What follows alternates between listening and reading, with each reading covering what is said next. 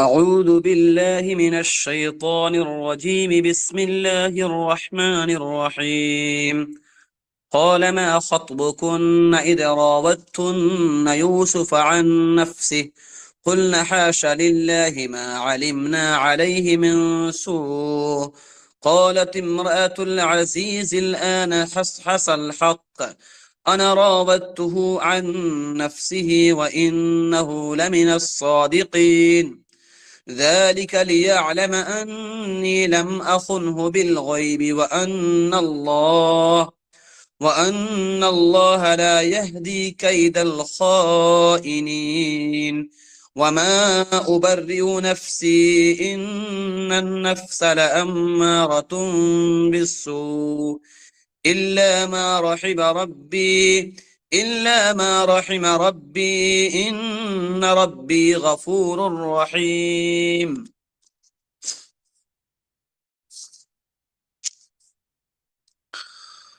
قال ما خطبكن إذ راوتن يوسف عن نفسه قال اس نے کہا ما خطبکن کہ اے عورتو تمہارا کیا واقعہ ہے اذ راوتن عن یوسف جبکہ تم نے یوسف سے اپنی مطلب بری کی خواہش کی، جب تم نے اپنے مطلب کی خواہش کی یوسف سے، قلنا حاش للہ ما علمنا علیہ من سوء، قلنا جواب میں کہا حاش للہ ہم اللہ کی پاکی بیان کرتے ہیں، ما علمنا علیہ من سوء ہمارے علم میں ایسی کوئی بات نہیں کہ ہم یوسف کی طرف کوئی برائی منسوب کر سکیں، ما علمنا علیہ من سوء ہمارے علم میں کوئی ایسی بات نہیں کہ ہم یوسف کی طرف کوئی برائی منسوب کر سکیں۔ قالت امرأة العزیز الآن حصحص الحق، عزیز مصر کی بیوی نے کہا اس وقت حق ظاہر ہو گیا، الآن اس وقت حصحص الحق حق ظاہر ہو گیا، انا راودته عن نفسه میں نے اپنی مطلب کے لیے اسے پھسلایا، وَإِنَّهُ لَمِنَ الصَّادِقِينَ بے شک وہ سچے لوگوں میں سے ہے، ذَلِكَ لِيَعْلَمَ أَنِّي لَمْ أَخُنْهُ بِالْغَيْبِ یہ اس لیے کہ وہ جان لے کہ میں نے اس کے پیچھے اس کی خیانت نہیں کی، ذَلِكَ یہ اس لیے ہے کہ لِيَعْلَمَ تاکہ جان لے أَنِّي لَمْ أَخُنْهُ بِالْغَيْبِ کہ میں نے اس کے پیچھے اس کے غائبانے میں کوئی خیانت نہیں کی، وَأَنَّ اللَّهَ لَا يَهْدِي كَيْدَ الْخَائِنِينَ اور اللہ تعالیٰ خیانت کرنے والوں کے فریب کو نہیں چلنے دیتے، وَأَنَّ اللَّهَ اور بے شک اللہ تعالیٰ لا يَهْدِي نہیں چلنے دیتے قید الخائنین خیانت کرنے والے کے چال کو فریب کو، وَمَا أُبَرِّئُ نَفْسِي اور میں اپنے نفس کو بری نہیں بتاتا، إِنَّ النَّفْسَ لَأَمَّارَةٌ بِالسُّوءِ بلا شبہ نفس برائی کرنے کا خوب زیادہ حکم دیتا ہے، إِلَّا مَا رَحِمَ رَبِّي بجز اس کے جس پر میرا رب رحم فرما دے، إِنَّ رَبِّي غَفُورٌ رَحِيمٌ بے شک میرا رب غفور الرحیم ہے۔ آواز کلیئر ہے؟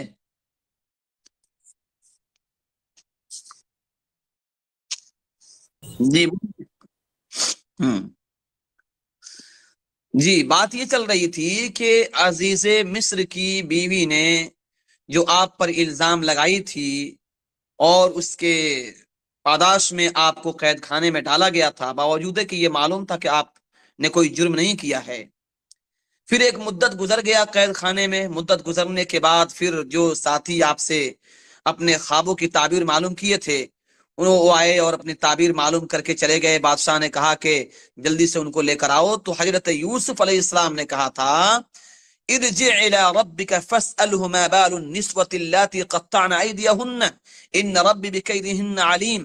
کہ چلے جاؤ واپس اور اپنے بادشاہ کو کہو کہ ان عورتوں کا کیا حال ہے جنہوں نے اپنے ہاتھ کاٹ لیے تھے، بے شک میرا رب ان کے فریب کو خوب جاننے والا ہے۔ چنانچہ وہ قاصد لوٹا اور بادشاہ کو یہ پورا ماجرا سنایا، پھر بادشاہ نے ان عورتوں کو جمع کر کے پوچھا، اسی کے بارے میں یہاں کہتے ہیں کہ ان عورتوں کے بارے میں دریافت کیا کہ ان عورتوں کا کیا معاملہ تھا۔ قاصد نے تو قاصد واپس چلا گیا اور بادشاہ سے تحقیق کر کے جن عورتوں نے اپنے ہاتھ کاٹ ڈالے تھے ان سے دریافت کرے کہ اس موقع پر اصل صورتحال کیا تھی اور ان کا قصور کیا تھا اور میرا قصور کیا تھا۔ یعنی معلوم کیجئے ان عورتوں سے کہ مجھے جو قید کیا گیا تو میرا قصور کیا تھا اور ان لوگوں کا قصور کیا تھا۔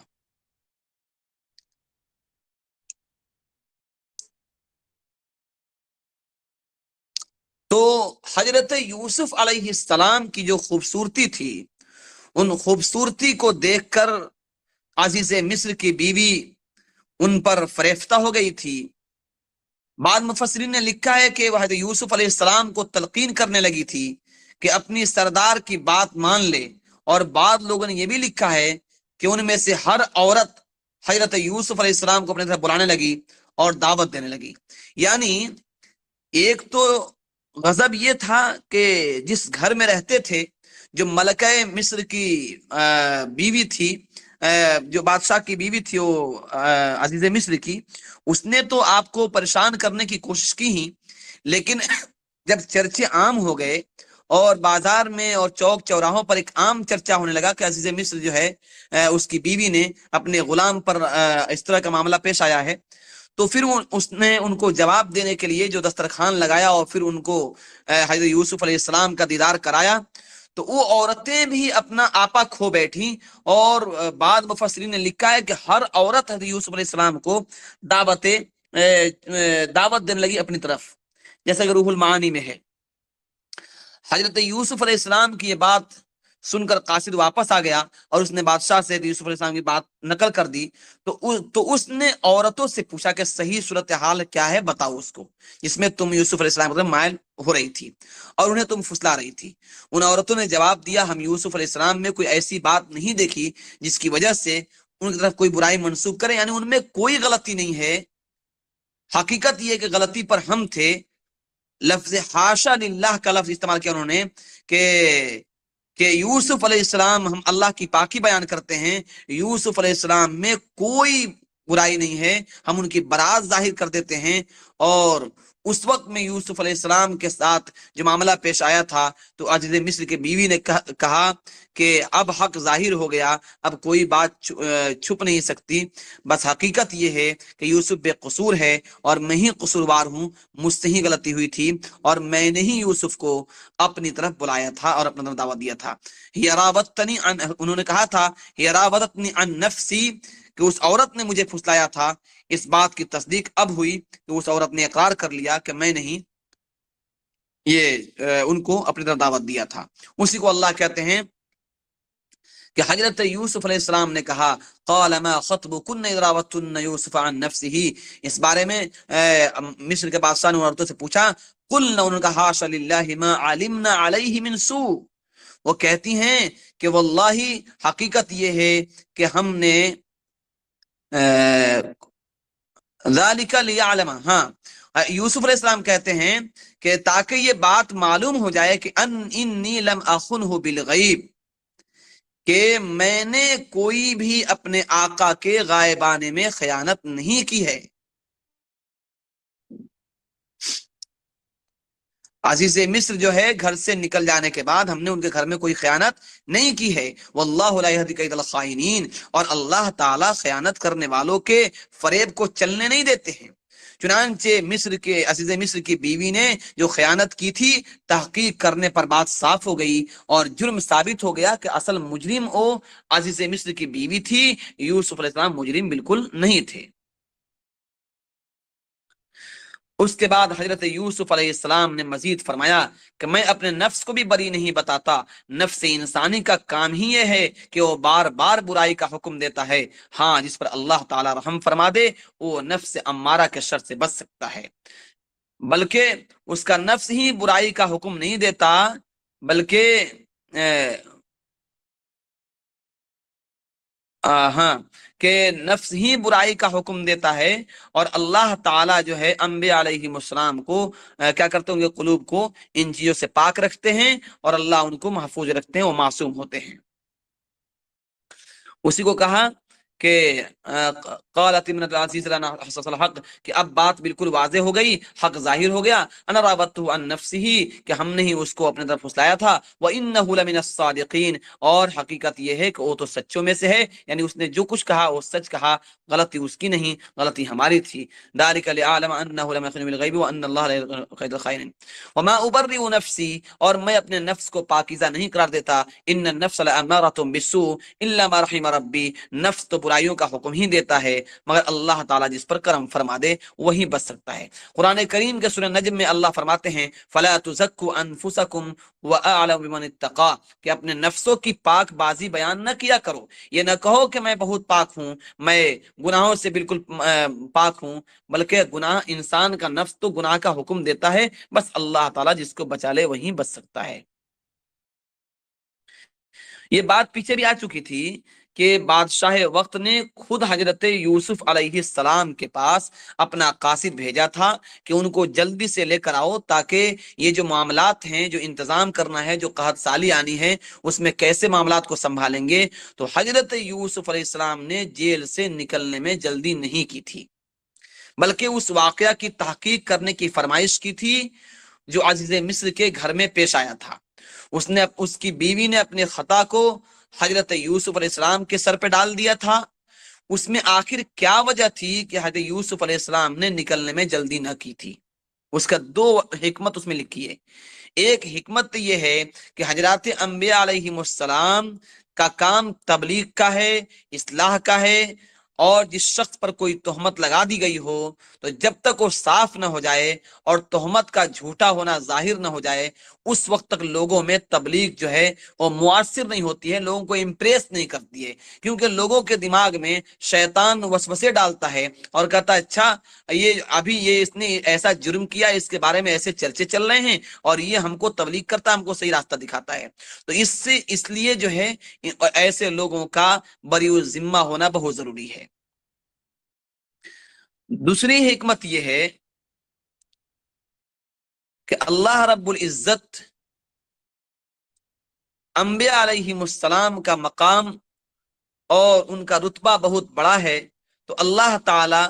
ان کے اس رتبے اور ان کے اس مقام کو سامنے رکھ کر اللہ تعالیٰ ان سے اس چیز کو بالکل واضح کر دینا چاہ رہے تھے اللہ تعالیٰ کہ کوئی ایسی بات یہاں پر نہیں ہے، بس صرف جو ہے اس عورت کا ہی جرم ہے، پیغمبر علیہ السلام بالکل معصوم ہوتے ہیں، ان سے کوئی ایسا جرم کبھی سرزد ہو ہی نہیں سکتا ہے۔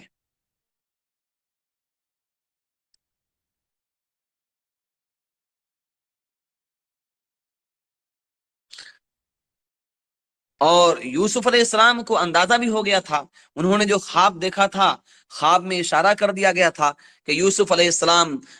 کے 11 ستارے اور چاند سورج کو سجدہ کرنے والے ہیں، تو آپ کو اس بات کا طرف آپ کو یہ بات ذہن میں آ گئی تھی کہ اللہ تعالیٰ آگے چل کے ہم کو کوئی بڑا مقام دینے والے ہیں۔ وہ مقام کا تو مقام نبوت تھا، تو ظاہر سی بات ہے اتنا عظیم مقام ملنے والا ہے آپ کو، تو ظاہر سی بات ہے اس کے لیے آپ کو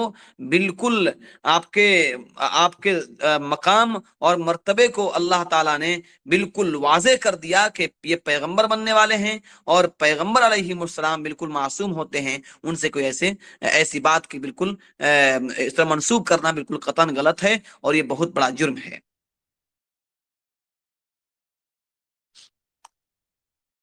ایک حدیث ہے، حضرت ابو ہریرہ رضی اللہ عنہ سے روایت ہے کہ جناب نبی اکرم صلی اللہ علیہ وسلم نے ارشاد فرمایا کہ اگر جیل میں اتنی مدت میں رہا ہوتا جتنی مدت یوسف علیہ السلام جیل میں رہے، پھر میرے پاس اگر کوئی قاصد آتا تو میں اس کی بات مان لیتے نہیں، جیل سے فوراً نکل جاتا۔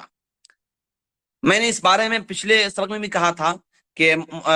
مفسرین نے بہت سارے جوابات اس کے دیے ہیں۔ ایسا اس کا مطلب نہیں ہے کہ جناب نبی اکرم صلی اللہ علیہ وسلم سے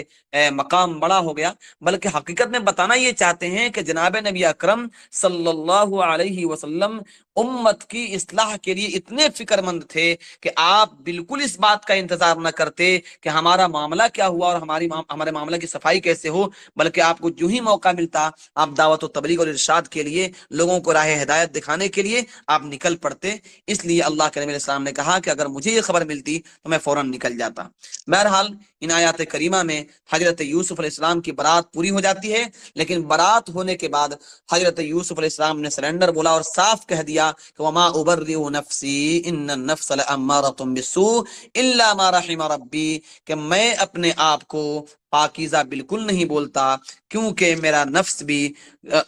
نفس کا کام ہی یہ ہے کہ وہ برائیوں پر آمادہ کرے، برائیوں پر ابھارے، مگر اللہ تعالیٰ جس پہ رحم کر دے وہی گناہوں سے بچ سکتا ہے. اس لیے بہت سے واقعات ایسے آتے ہیں کہ بڑے بڑے علماء جو ہے آزمائش میں گرفتار کر دیے گئے، تو اللہ رب العزت کا کرم نہ ہو، اللہ رب العزت اگر نہ بچائے تو روئے زمین کا کوئی انسان بھی جرم اور گناہ کرنے سے نہیں بچ سکتا ہے. یہ اللہ کا کرم ہے کہ اللہ تعالیٰ اپنے فضل سے ہمیں برائیوں سے بچا دیتے ہیں، ورنہ کوئی اپنے آپ کو نفس کو پاکیزہ نہیں کر سکتا ہے. پھر نفس کی ایک نفس امارہ ہے، نفس لوامہ ہے، اور ایک نفس مطمئنہ ہے. نفس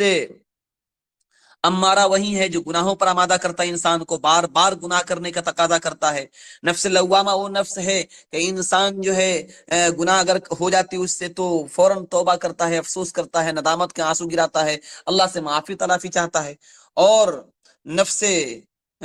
مطمئنہ وہ نفس ہے، انبیاء علیہ السلام کا نفس ہوتا ہے جو اللہ تعالیٰ اپنے پیغمبروں کو دیتے ہیں، جس میں کوئی برائی اور کوئی گناہ کا کوئی شائبہ اور کوئی شبہ نہیں ہوتا ہے. ٹھیک ہے، یہ چند باتیں ہیں جو تھوڑا بہت پڑھا دیا گیا. کوئی سوال ہو تو پوچھ سکتے ہیں. ایک بار اور آیت آیت میں بول دیتا ہوں، اشارہ کر دیتا ہوں تاکہ آسانی رہے گی. پہلی آیت میں اللہ فرماتے ہیں قال ما خطبكن اذ راوتن یوسف عن نفسه، کہ یوسف علیہ السلام نے کہا تھا کہ جائیے اور پوچھئے کہ ان عورتوں کا کیا معاملہ ہے. چنانچہ بادشاہ نے پوچھا ما خطبكن اذ راوتن یوسف عن نفسه، کہ بتاؤ تمہارا کیا معاملہ ہے، کیا واقعہ پیش آیا تھا جب تم نے یوسف علیہ السلام کو نفسانی خواہشات کے لیے انہوں نے یہ کیا تھا، بھگایا تھا. قلنا، تو ان عورتوں نے کہا حاشا للہ ما علمنا علیہ من سوء، کہ اللہ کی ذات پاک ہے، اللہ کی پاکی بیان کرتے ہیں، ہم نے اس میں کوئی ایسی برائی نہیں دیکھی. قالت امرأة العزیز الآن حصحص الحق، اس وقت میں عزیز مصر کے بیوی نے کہا کہ اب حق بات ظاہر ہو گئی، اب جو ہے کچھ چھپ نہیں سکتی. انا راودته عن نفسه، میں نے ہی اس کو پھسلایا تھا اپنے طرف، وانه لمن الصادقین، وہ تو سچے لوگوں میں سے ہے. ذلك ليعلم انه لم اخنه بالغیب وان الله لا يهدي كيد الخائنین، کہتے ہیں کہ یہ اس لیے ایسا کیا ہم نے تاکہ جان لے کہ میں اپنے آقا کے غائبانے میں کوئی بھی خیانت ہم نے اس کے گھر میں نہیں کی. یوسف علیہ السلام کہتے ہیں کہ ہم نے ایسا اس لیے کہنے کے لیے کہا، تحقیق کرنے کے لیے، تاکہ یہ بات واضح ہو جائے کہ میں نے آقا کے غائبانے میں اس کے گھر میں کوئی خیانت نہیں کی، کیونکہ اللہ کا نظام ہے، اللہ کا دستور ہے، وَأَنَّ اللَّهَ لَا يَهْدِي كَيْدَ الْخَائِنِينَ، کہ اللہ خیانت کرنے والے کے مکر کو کبھی چلنے نہیں دیتے ہیں، اس کو یوں ہی اس کو واضح کر دیتے ہیں اور اس کو ختم کر دیتے ہیں. وما ابرئ نفسی، میں اپنے آپ کو پاکیزہ نہیں کہتا، ان النفس لامارۃ بالسوء، نفس تو گناہوں کا حکم ہی کرتا ہے، الا ما رحم ربی، ہاں مگر جس پہ اس کا رب کرم فرما دے. ان ربی غفور الرحیم، بے شک میرا رب کیا ہے، غفور الرحیم ہے، مغفرت کرنے والے اور رحم کرنے والے ہیں. ٹھیک ہے، رکھیں. হুজুর جی বলছি আল্লাহ তো গফুরুর রহিম, তাহলে جی উনি তো চাইলেই সবাইকে ক্ষমা করে দিতে পারেন এবং চাইলেই মানে মানুষকে আটকাতে পারেন গুনাহ যাতে না করে পৃথিবীতে, তাহলে তো সেটা করেননি কেন? হ্যাঁ, দেখুন আসলে কি মানে আল্লাহ পাক একটা সিস্টেম আছে, একটা হচ্ছে আল্লাহ পাক গফুরুর রহিম, আর একটা হচ্ছে আল্লাহ একটা নিয়ম বানিয়েছেন. আল্লাহ বলছেন আমি মানুষকে মানে মানুষকে করেছি, তারপরে মানুষকে আমি দুটা পথ দেখিয়েছি, ফাহাদাইনা হুন্নাজদাইন, ভালো এবং খারাপ পথ. যদি সে ভালো পথে চলে তাহলে জান্নাত পাবে, খারাপ পথে চললে জাহান্নাম পাবে. এবার যদি আল্লাহ যদি কমন করে দিতেন ভালো করো কি কাজ খারাপ করো, সবাইকে যদি আল্লাহ জান্নাত দিয়ে দেয়, তাহলে আবার দুনিয়া ইমতিহান কি করে হলো? এখানে তো পরীক্ষা যেন আল্লাহ পাঠিয়েছেন,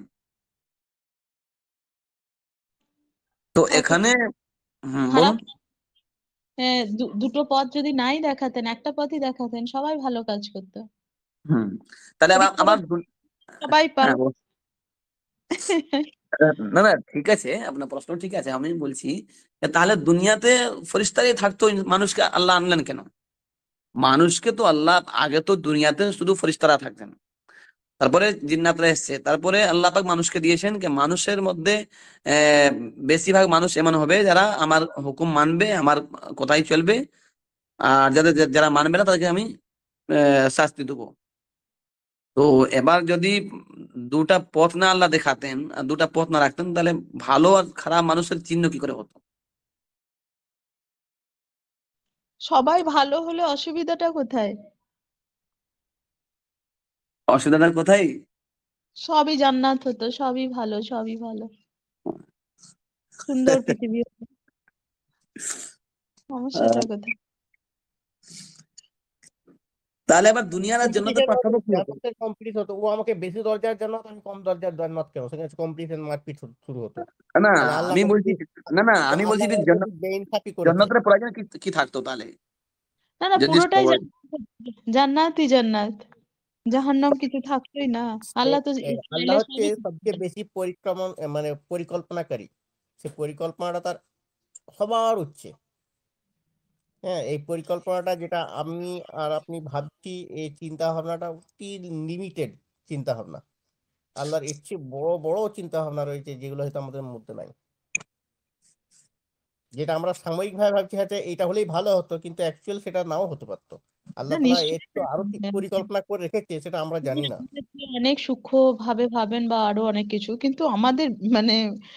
ইয়ে যে প্রশ্ন যে এটা হলেও তো কি অসুবিধা হতো?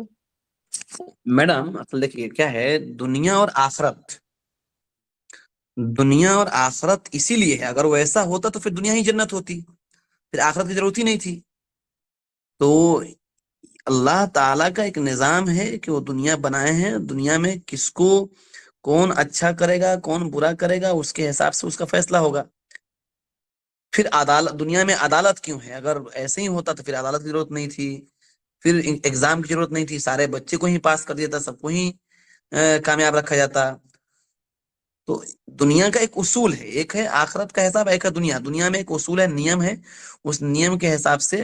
दुनिया चलेगा, ताकि पहचान हो कौन गलत है कौन सही है, कौन अच्छा है कौन बुरा है।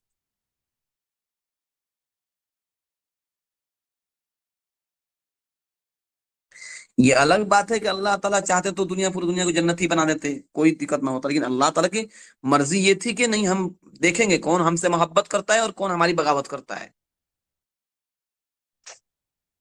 कौन हमारे कुदरत को पहचानता है, कौन हमारे बातों पर मानता है अमल करता है, कौन हमारा बातों को ठुकराता है।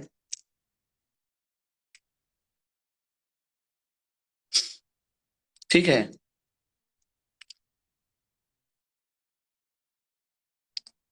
मोहब्बत का पैमाना भी तो है कि कौन अल्लाह से मोहब्बत करता है कौन दुनिया से मोहब्बत करता है। जो अल्लाह के लिए सब कुछ लुटाएगा अल्लाह ताला उसको नवाजेंगे।